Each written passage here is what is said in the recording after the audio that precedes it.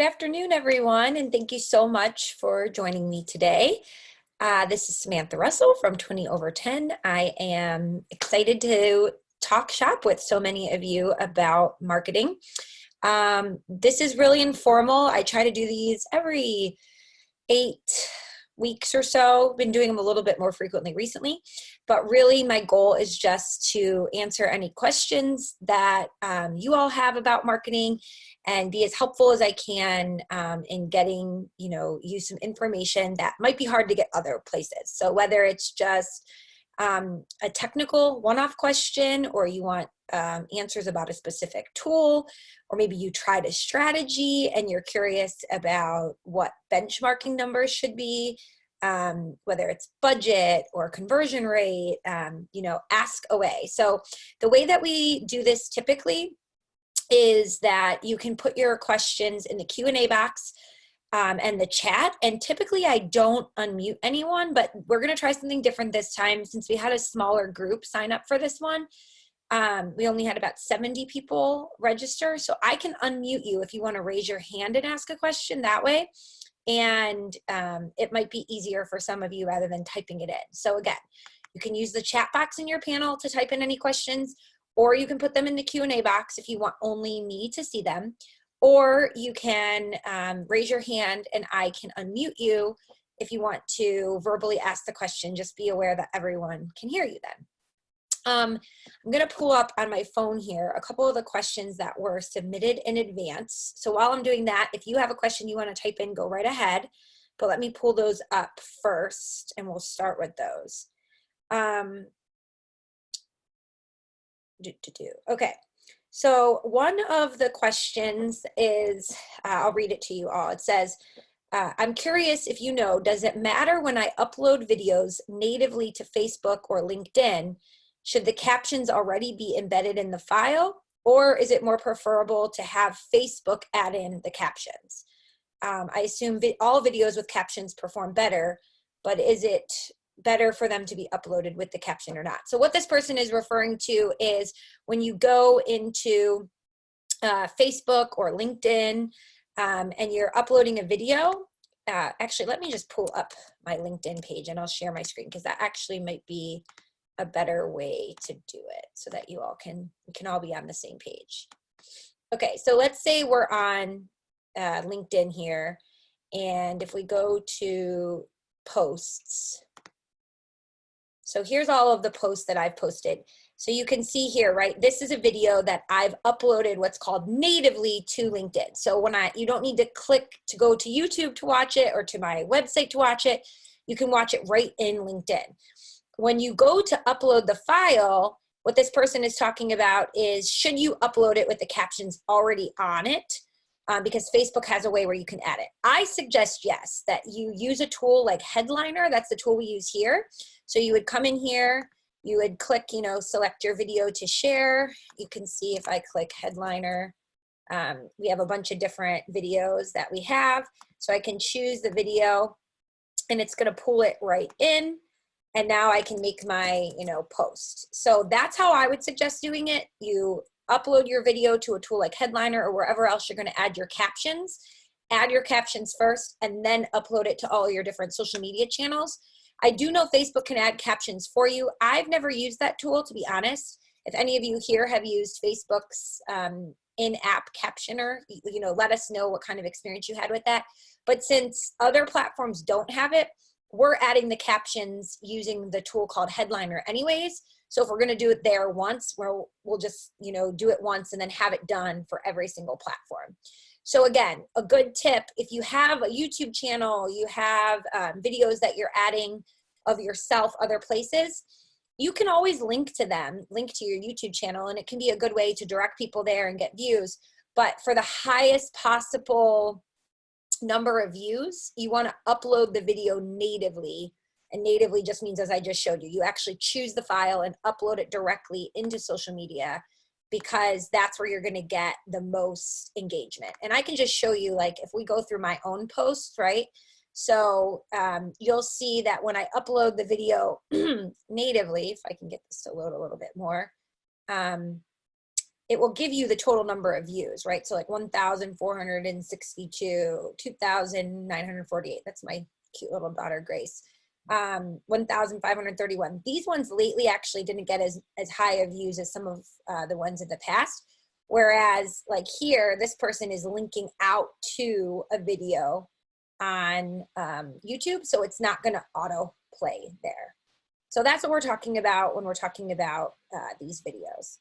If we're not already connected on LinkedIn, my handle is Samantha C. Russell. Send me a request and we can be LinkedIn friends. Okay, let me go back through some more of the questions. That was a good question. Keep your questions coming. Okay, we're considering doing a discussion with a few planners and recording a video to share. Any thoughts on how to make this work as well as possible? The video, the page I was just showing you, the Retareholics, I don't know if any of you guys are familiar with their page. Let me share my screen again. They do a fantastic job having multiple people on a panel together in Zoom and recording a panel discussion and then sharing it. So they use Zoom for that. And they have one person in the background while everybody else is talking that's sort of making sure the right person is being highlighted on the screen, adding backgrounds, things like that. So one person who's a little bit more technical than everybody else, but their the name of their firm is, or I don't know if it's a firm, the Retareholics is like their branding. Plan Design Consultants is their firm name, but I would look them up on YouTube. And let me just show you their YouTube channel really quick because they have a really cool way that they go about it. All right, I don't have Amanda here with me today, who normally is in the background sharing all the links. Okay, so this is their company page. And when you're on their company page, you can see, so they just actually had me on and they interviewed me. So if we were to pull this up. Samantha Russell. Let me see if I can go to where, yeah, there you go. So you can see there's multiple panels in there at one time. So they're just using Zoom. They invite all of the panelists to be on the Zoom together. And then there's one person sort of moderating and leading the discussion that will ask different people to chime in. So that's the way I would go about it. Make sure you have a moderator so that 5 people aren't trying to talk at once. And maybe just have like a set list of questions, and then you can always edit after the fact as well. Okay, good questions. All right, another question. I want to start making short video content, but I don't have a big following on social media or a prospect list. Should I wait till I have a bigger following, or should I go ahead and start putting the content out there now in order to grow? Thanks. This is a really, really common question, so thank you for asking it. It's sort of like what comes first, the chicken or the egg. People are not typically going to follow you unless you already have good content. So you always want to start, even if you don't have a single follower, by just creating great content. And once you start creating great content, it's going to be a lot easier to get followers. One of the things that I recommend you do is once you start creating some good content, then you can be more proactive in directing people back to your page. So you don't have to explicitly ask them to follow you or connect with you. But let's say you wrote a really great piece on corporate benefits, and somebody else in your network, you do like a Google search, you do a search on LinkedIn or Twitter for a keyword related to the article you posted, and somebody else had posted something. You could add to it by saying, did you know, and put a stat, or I actually wrote a piece on this because I wanted to highlight the importance of X, and then link to your post. And that is a great way to get people becoming aware of you, seeing who you are, wanting to learn more, and you're directing them back to your page. You just don't want to be obnoxious about it, like every single comment that you leave being a link to something. You only want to link to something if it really is driving value. So hopefully that answers your question. Post content first, and then worry about the followers. Okay, let me keep going through the open ones. Okay, is there any copywriting or copyright concerns if you're posting on social media from other sources like financialplanning.com, etc.? That's a great question. So the way that I typically handle it is just making sure that you cite your source. If you don't cite your source, nobody's going to come after you for the most part. You know, you're not making money off of sharing their content. And that's why all of these different news organizations at the bottom or on the side, they'll have a little button that says share our content. And they actually often can see if you've shared it, even if you don't source them, because there's tools out there that allow big media organizations, journalists, businesses like ours to look at who has shared our content. So even if you don't cite that we're the one that you're sharing it from, we can see how many times our blog has been shared and where it's been shared from. So they often can tell. You're just helping to promote their content, right? The biggest thing is you would never want to copy from the article and then put it into your blog as though it's your own and you're the author of that. That's where you have copyright issues. You know, you're sourcing someone else's work as your own. So let me show you really quick what I mean by how I do it, just to give you a good sense of that. So again, I'm just going to go back to my LinkedIn since I already have it pulled up. So you can see this post right here. So this was an article that I had read from Backlinko, which is a SEO company. And they did an article about how there was 11 million Google search results that they analyzed to find out which factors were causing people to rank on the first page of Google. And so this image is from Backlinko, and the stats are from them. So I, mentioned them here at the top. Now you'll notice I'm not actually linking to their article here because my goal is not to send them more traffic. My goal is to make a comment about this article. And then I say at the bottom, okay, so here's what they found. And the takeaway is you want to get more backlinks. So how do you do this? These are the 5 things you need to do. If you want me to send you our guide on how to do those 5 things, comment below. This is a really great strategy to get more engagement on social media. Don't just give the guide that you work so hard to put together. Ask people to comment if they want it. And the reason this works is the LinkedIn algorithm rewards you for engagement on your posts. So I haven't had a chance to go through this yet. So you see I got 3,591 views on this post, right? And 17 comments. So I have to go through and send all of these people the guide. The reason that I'm asking them to comment below is not because I'm going to try to sell them something or get their email and put them on a list. It's just because every person that comments, it's telling the LinkedIn algorithm, this is good content. People are engaging with it and they like it. So the more comments that I get on this post, the more LinkedIn is going to keep showing it to new people. And all of the people in these people's networks who are my first degree connections, their friends now have an opportunity to see, oh, Terrence, Sean, Cole, that they all commented on my posts, right? So now you start to see I have second and third degree connections also commenting on it. So this is a really, really good way to build an audience for yourself, is to ask people to comment on the post, because when they do that, then again, it's going to show it to more people.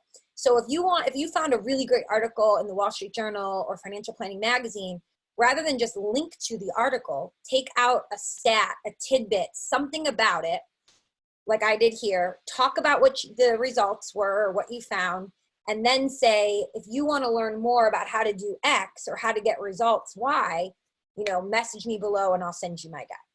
Does that make sense to everybody? Hopefully it does.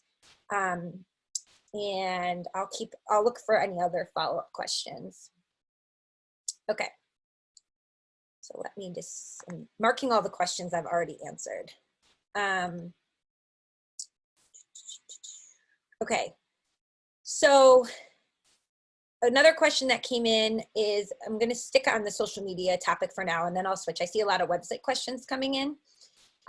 Is if you have, you're wanting to get started on social media, but you don't have a lot of social media experience, should you only start with one social media channel, or do you go to all of them? So a couple tips for you. Number one, always, always, always set up social media pages for all of your businesses, even if you're not going to be actively posting on them right out of the gate. because you want to claim the name, right? Let's say your company name is Lighthouse Capital. There could be 300 other Lighthouse Capitals in the United States. So you want to claim your name, and when people are looking for you, have it be less likely that they land on a competitor or another person's page. It also is a way to build backlinks. So that post I was just showing you on LinkedIn that talks about backlinks and how they're so important. A backlink tells Google and the search engine that your site is being linked to by some other site on the internet. So it's legitimizing it basically. The more backlinks you earn, the better.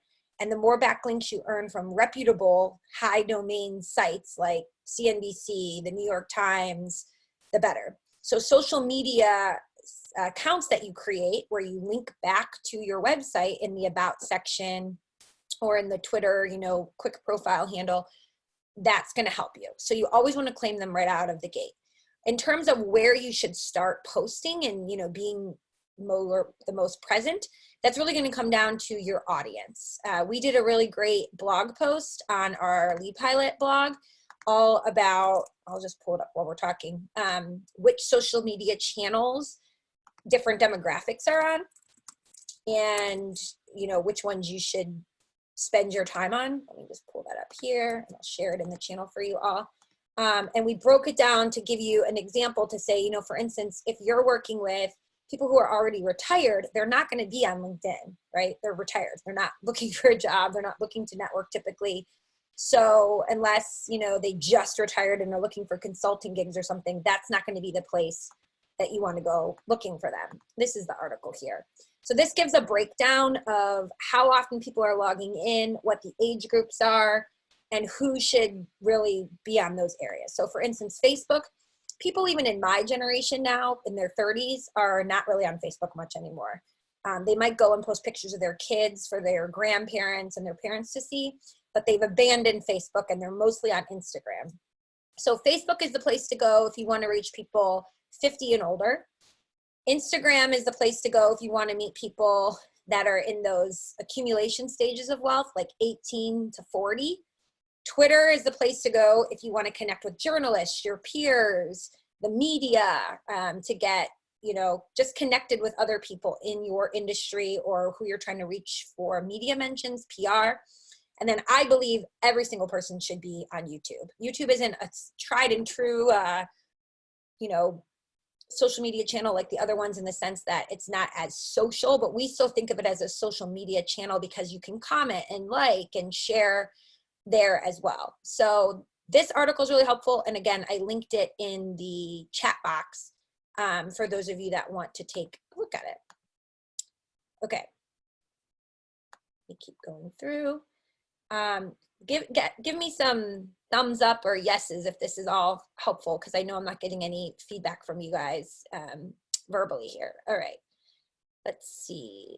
Another question on multiple domain names. Okay, so let's talk about some website questions we have. I have my firm's main website, and I'm wondering if I have an extra domain name, if that would be beneficial.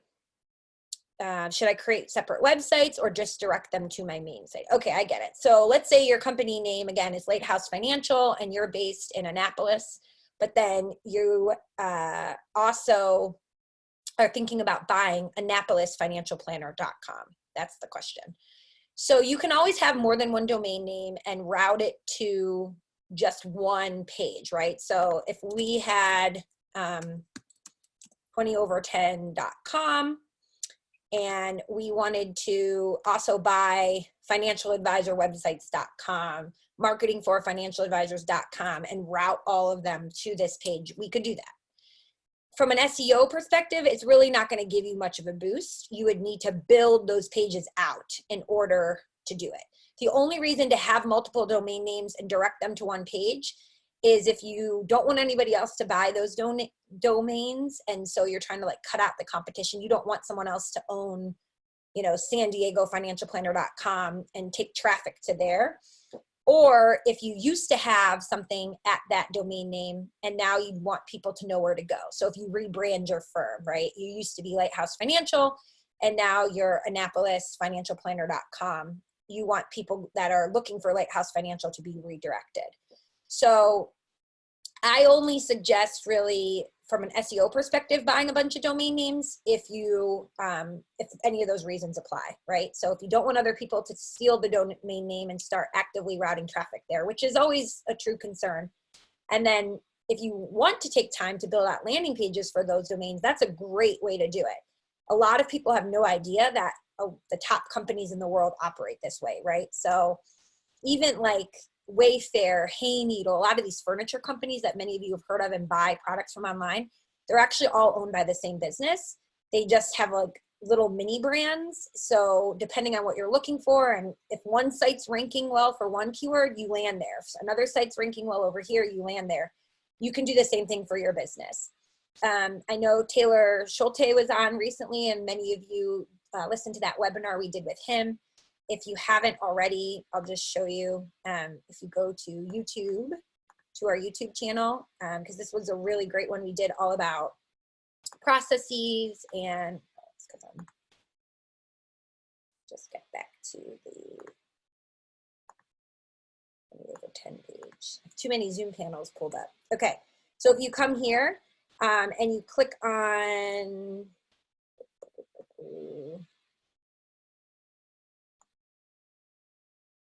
oh geez, you click on this, is it that one?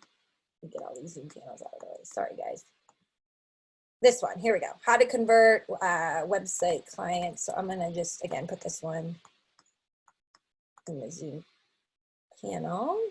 So if you click on this one though, he talked a lot in here about, you know, his process. And one of the things that he mentioned was that he actually bought a domain like San Diego Financial Planner, and then, or Best San Diego Financial Planners. And then he worked with 3 or 4 other advisors, and they each have different niche audiences. So if somebody's going to look up the best San Diego financial planners, they land on this site. There's like 6 or 7 different advisors that are all available for them to peruse and get a sense of, and then they all post blog posts there about different topics. So that would be a strategy that you could use. Okay. Another question. Is there an automatic way to populate social media sites when we post our blog on the 20 over 10 website? In a roundabout way, yes. So if you're posting content to your 20 over 10 website, one of the key things is we can't automatically go out on the internet the second you hit publish because of compliance. Compliance has to review it, whether it is your broker-dealer compliance officer, or if you're an independent RIA, we have to send you the review materials and then you have to click publish. So until that blog post is officially published, nothing can be pushed out on social media because that would be, a compliance concern. So once the post is actually published, you can share from the bottom of the website itself, but you can't put the link of the blog post into a social media scheduler until, again, it has been approved by compliance. So we don't have a built-in tool from the 20 over 10 app. If you're just looking for social media scheduling, you could check out Hootsuite. I'll type that in here, Hootsuite.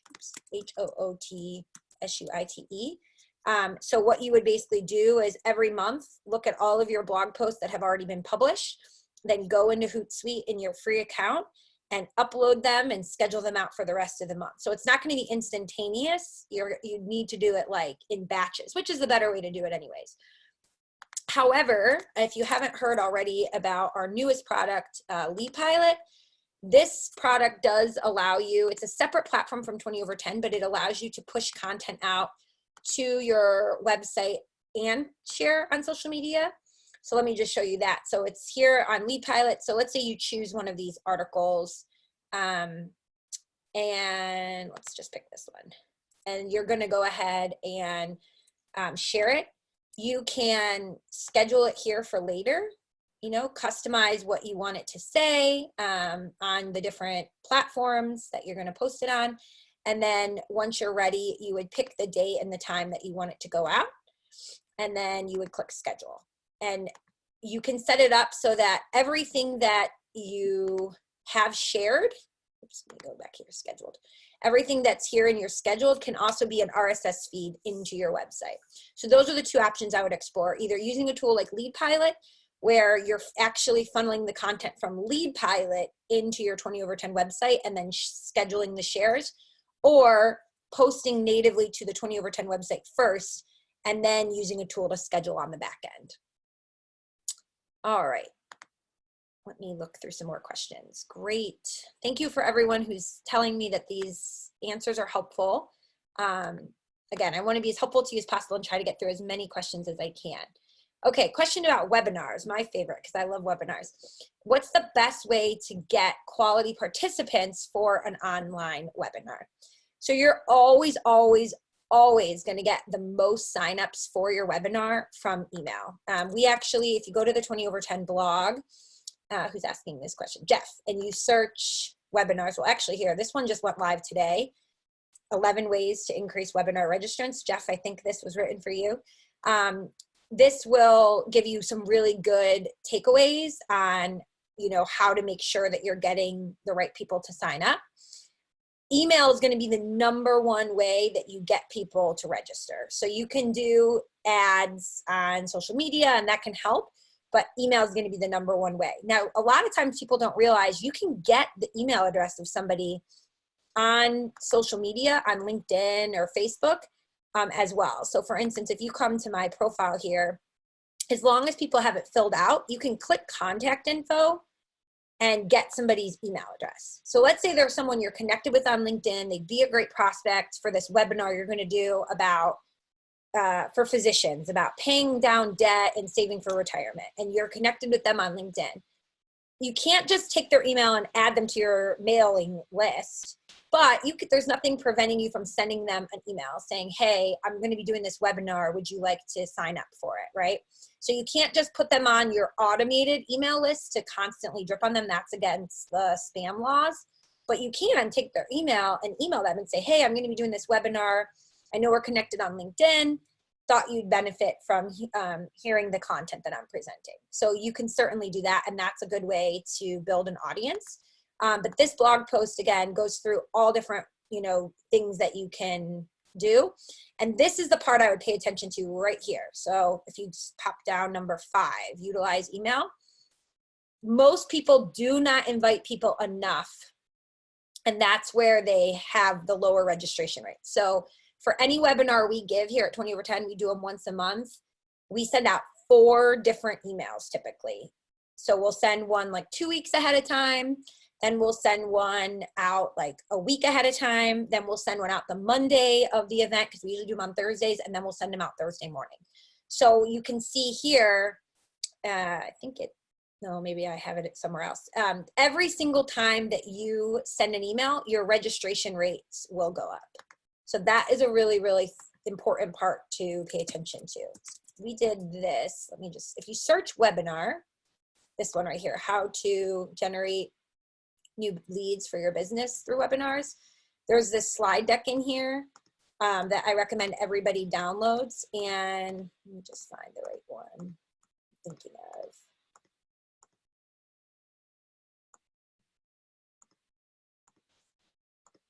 Here we go. So you can see that this is showing you that if you only send 1 email reminder, you get a certain number of people to sign up. This is research that this company, Wild Apricot, did. 2 email reminders, it can increase it by 85%. 3 email reminders, 215%.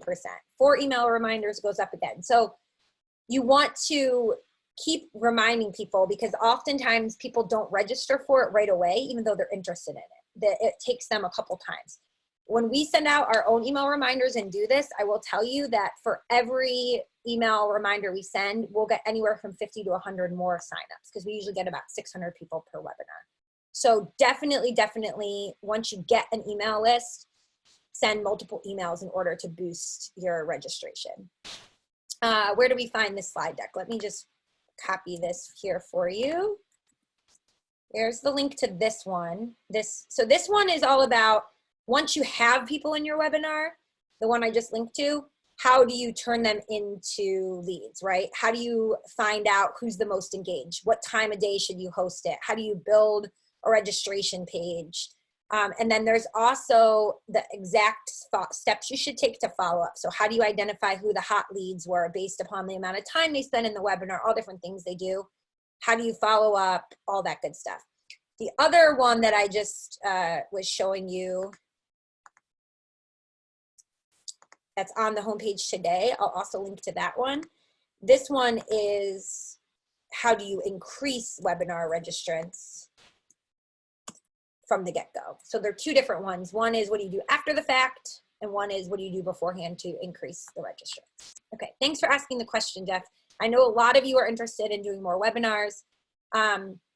The other thing that you want to make sure you do when you record your webinar using something like Zoom, when you're done recording it, let me just show you the back end. So you should have a YouTube channel, like I mentioned, and then under YouTube Studio, when you go to upload your webinar replays, what it will allow you to do is make a really beautiful, upload a really beautiful graphic to entice more people to click on it, right?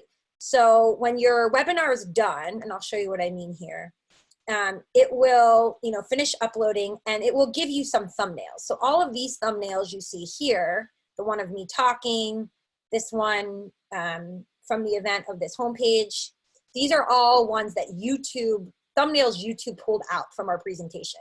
But what we did was we used this thumbnail instead that we created in Canva. I'm sure many of you have heard me talk about Canva before. C-A-N-V-A is the tool. You go to Canva, you can create your own thumbnails and beautiful graphics and then upload it here. A really great thumbnail will increase the number of people who end up watching your video on YouTube and the number of plays you get exponentially. And it also will be the thing that is shown whenever you share that video in a hyperlink. So make sure that you add a really beautiful thumbnail to your videos once you upload them. Whether or not you should gate them, so gate means should you require someone to give you their email address in order to watch the replay?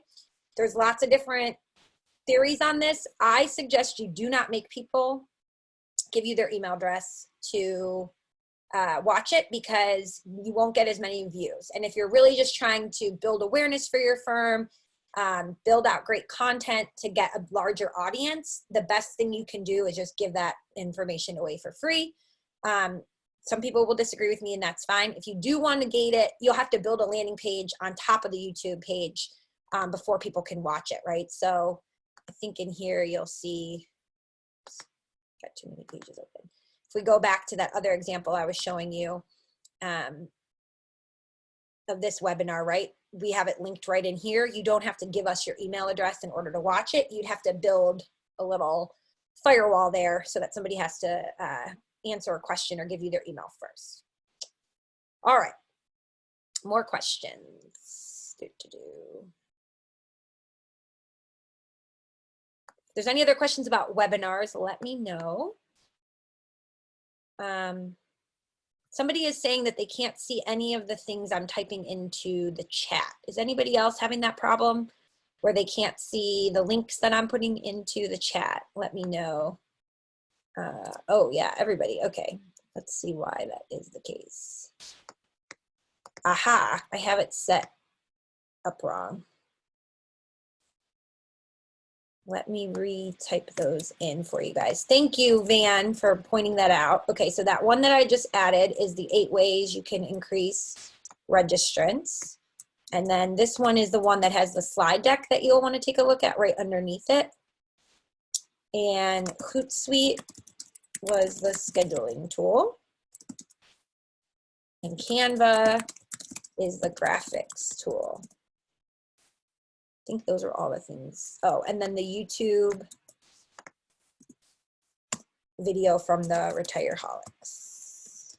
Is there anything I missed? Please let me know. Thank you so much, Van, for letting me know that nobody could see that. Okay. Is there a recommended time of day to post content on social media, such as LinkedIn or Facebook? Again, I know you're sick of hearing me say this. It's really going to come down to when is your audience on social media. I play around with this all the time to see what types of views I get, will get the most. Since I work in a B2B industry, all of you are business owners that want to grow your business. For instance, I find when I post on LinkedIn on the weekends, on Sundays, I'll often get really good analytics on my views because a lot of other business owners use Sundays to catch up on work and to think about growing their business. So when I post things on the weekend, I will get a lot of views and shares, right? Like this one that I posted over the weekend got a lot of views. For you, if you're working with doctors or physicians that work weird hours, they might, you know, during quiet nights in the middle of the night at 2 a.m, use that time to scroll social media. Versus if you work with people that are pre-retired, they might be on, or I'm sorry, are retired, they might be on social media more during normal working hours that everybody else is working. So it really is going to depend, and you have to play around with it. But all of the platforms will give you analytics on what content is performing best, and you can look at the time of day you posted it to determine what's going to work best for you. Across the board, the most popular time people post is between 9 a.m. and noon on Tuesdays, Wednesdays, and Thursdays. That's when like a lot of businesses are posting, because that is what people find the most number of people to be online, adjusted for time zone. But again, you're going to want to look at your own analytics and take a deep dive to figure out what's going to work best. Okay.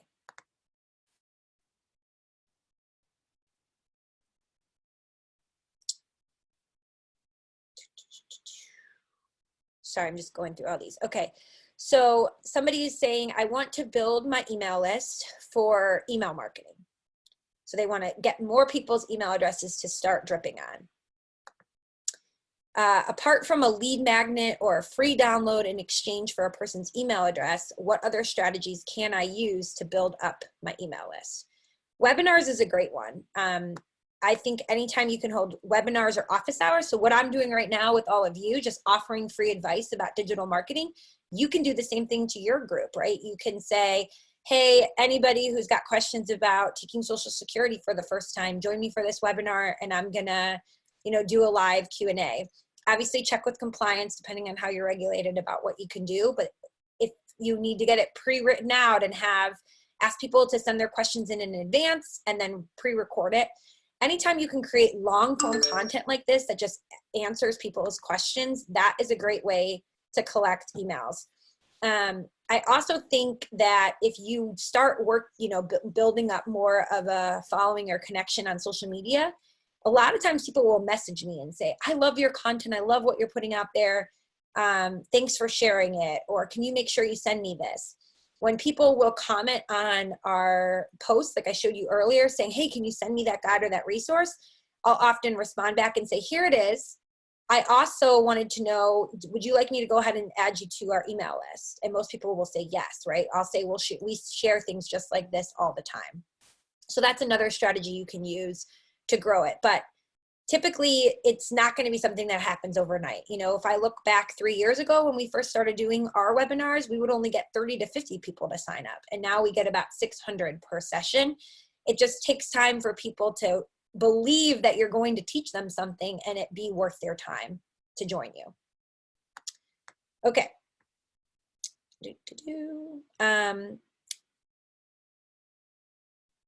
Okay, so I had some questions about Facebook retargeting and using Facebook pixels, both in advance, and I just got another one live here. So let me pull up another resource for all of you to look at about Facebook. So for those of you that aren't aware, Facebook offers a tool called Facebook Pixel that it's like a tracking software. So basically what it allows you to do, let me share my screen again. And again, if you go to our blog, I know I sound like a broken record, and you search Facebook Pixel, it will come right up. Let me put this in the chat before I forget.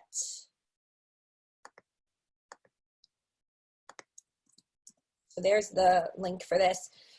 What Facebook Pixel allows you to do is to send hyper-targeted, basically ads to people. So only the people that you want to target are going to see your content. So back to the question, like, how can I build a bigger email list? You could create a whole campaign about getting people to sign up for your emails. And you could use Facebook Pixel to do it. So This post explains it in more detail, but you would go in and you would set up different campaigns or conversion tracking, and there's online videos that will show you how to do this. We do not set this up for you at 20/10. Lots of companies out there that will do it for you, but we can help you add it to your website. So if you have a 20/10 website, one of the things you would do is add the Facebook pixel to your website. And now anybody that clicks on your website, your bio page, any of your blog posts, any page on your site, the pixel will track their IP address. So now when they log into Facebook next time, you can show them ads. So the ad might be something about, it could be, 10 tips for, knowing the right time to take Social Security. It could be a video. It could be an ebook you want them to download. You can have different goals that you want. So do you want people to like your page, to sign up for your emails? You can decide what that end call to action is. But what's really cool about this is you can get so hyper specific in what particular ways you want to target people. So do you want people that have watched a certain percentage of your video to get the ad? Do you want people who have visited your website to get an ad? Do you want people who live in San Diego and are over the age of 50 to get an ad? You can do all kinds of things with Facebook pixels. And then they can also make copycat audiences. So you can choose an audience, and then like everybody who's ever visited your website or blog. And then Facebook can say, okay, we can actually make a copy of them. So who are other people out there on the internet who have similar behavior patterns as those who visited your website or blog? We can serve them up ads as well. And it's all very affordable to do. Adding the Facebook pixel to your website is more technical. So our team would help you with that. So you would contact support, the 20/10 support page. If you're not familiar with that and you're 20/10 customer, just support.20/10.com, and you can submit a ticket here and we can help you with that. But that's Facebook pixel in a nutshell. I'll look through the other questions. If you guys have any questions about that, please let me know. But again, this would be the blog post that you would use to go in. All right.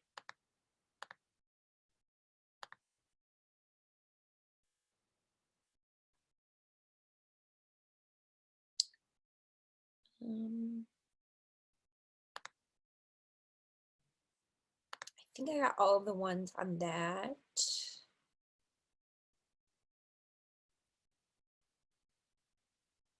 Okay.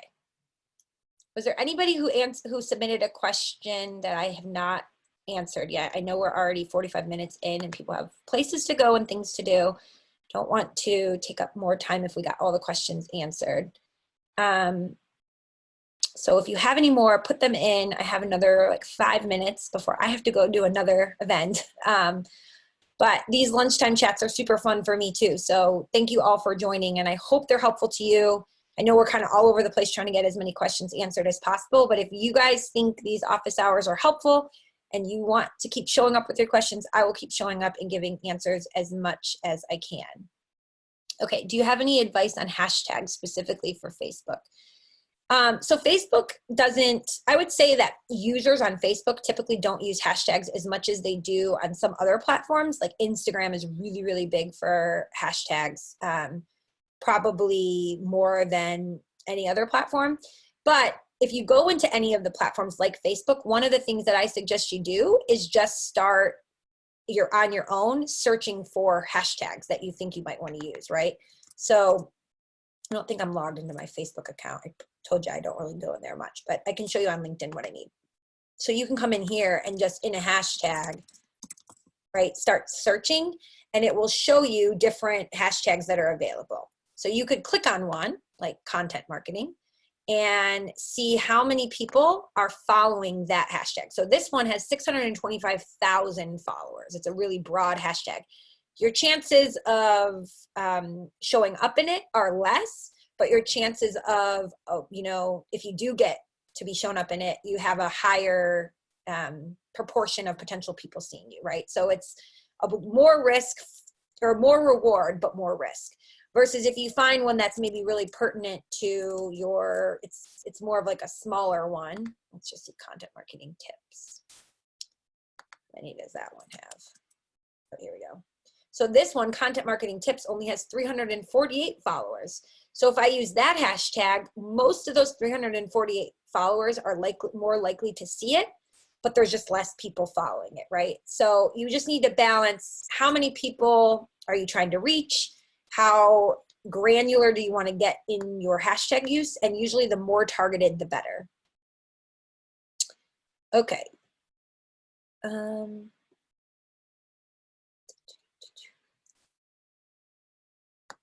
All right. Thank you, everybody, for saying this is helpful. The chat's sort of coming in late, so I'm just now seeing everybody saying this is very helpful, so great. I'm so glad.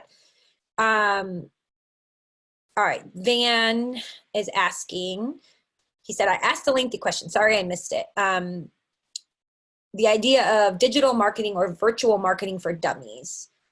This is really overwhelming for many of us. We want someone to lead us through this step by step. We're financial advising experts, not social and digital marketing experts.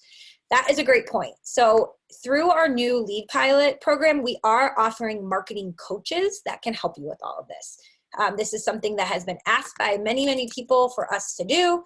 And so we are going to be, I shouldn't say we are going to be, we're rolling out a new service where we are offering digital marketing coaches. So if you are using our Lead Pilot tool, which provides you with content, social media scheduling, email marketing, all of that good stuff.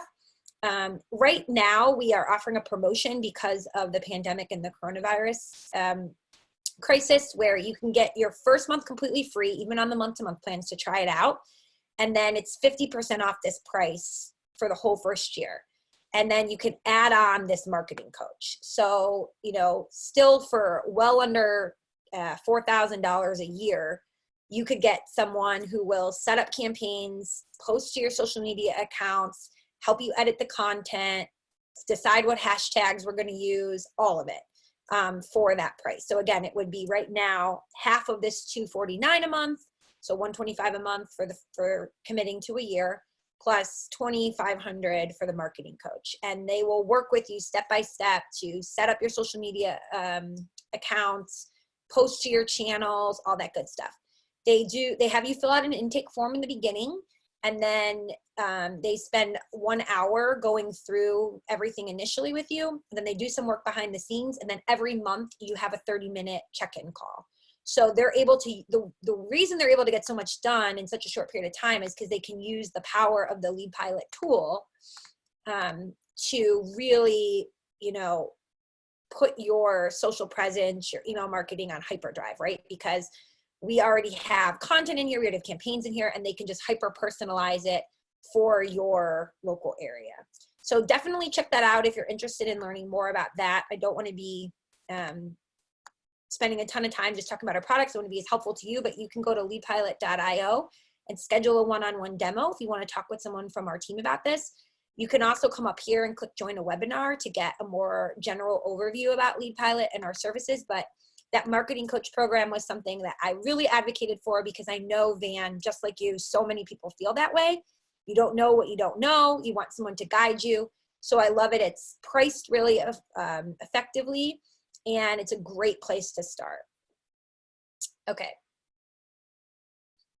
Is 20/10 content and Lead Pilot content different? Yes. So the 20/10 content in the library, it does not include video. It does not include infographics. It doesn't include a lot of the lifestyle pieces. And then all of the tools that you get in Lead Pilot are not part of that. So you can't schedule social media posts from 20/10.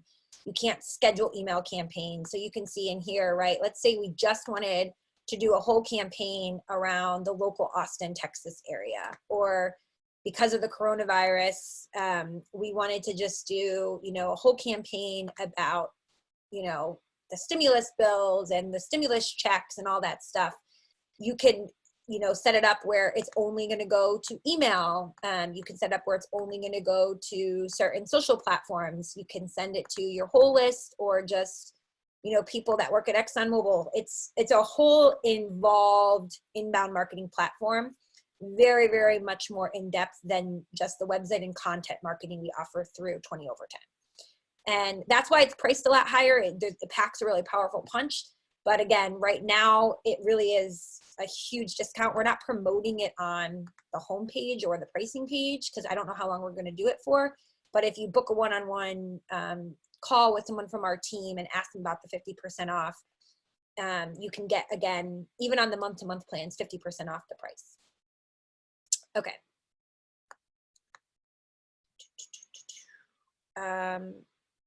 Another question that came in was about, is it better to use a BDA, or I'm sorry, a DBA, doing business ads, or to use like your big, Voya or LPL or Edward Jones? That really depends, honestly. I think consumer sentiments are shifting. I think there's still a lot of people that trust, a brand name over, Joe Schmo who they don't know. But I've seen it actually done really effectively where advisors sometimes will do both. So they might have a company website and it's branded and they talk about their affiliation with the brand name, but then they might have a podcast or a blog that they do separately and it's branded more to them. You also need to check the rules of who you are affiliated with to see what you are allowed to do. But often, especially if you have like a podcast or something where you're not giving investment advice, you're not talking about products, you can do that. So again, I can't give you a specific answer until I dive more into your specific situation. But I will say that, the other benefit of sometimes being branded under a larger name is that that company will do some marketing for you. So there's pros and cons to both, for sure. Okay. Oh, sorry. No, the marketing coach is not 50% off, just the monthly subscription. So I do have to go. I am so sorry for those of you who may have a question I didn't answer. But again, thank you so much for joining. If you want to talk more about Lead Pilot or 20 over 10 or any of our products, again, it doesn't matter if you go to 20 over 10 or Lead Pilot, you'll be connecting with the same team.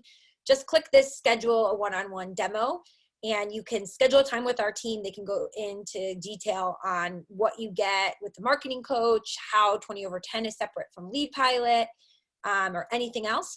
And if you have other questions, look out for another one of these. I'll do another one next month, and spread the word to your friends about 20 over 10 and these sessions, because we want to be as helpful to all the advisors we work with as possible.